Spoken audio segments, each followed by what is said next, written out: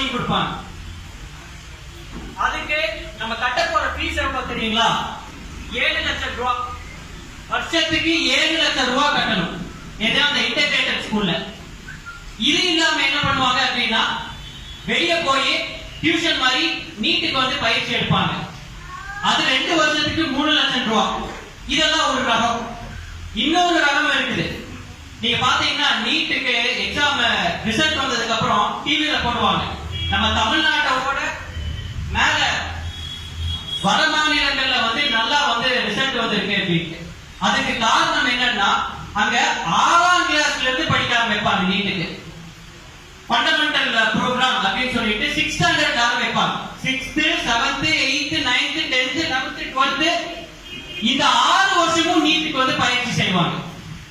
அப்படி படிச்சு 400 மார்க் வாங்குறது 500 மார்க் வாங்குறது பெரிய விஷயமே கிடையாது.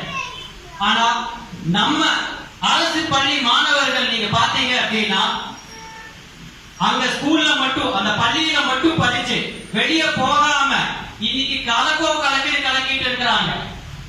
இதுல இந்த ஸ்மிருதின்னு ஒரு பொண்ணு 273 மார்க் வாங்கி இருக்கிறாங்க.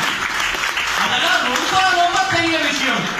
சோ இவங்களை கௌரவிக்கணும், இவங்களை பாராட்டணும் அப்படின்னு சொல்லிட்டு. ஏன்னா ஒரு போட்டின்னு இருக்கிறதுனா எல்லாத்துக்கும் சமமான போட்டியா இருக்கணும். அதை விட்டுட்டு ஒருத்தர் ஏற்கனவே 100 மீட்டர் ஓடி முன்னாடி போய் நிக்கிறான்.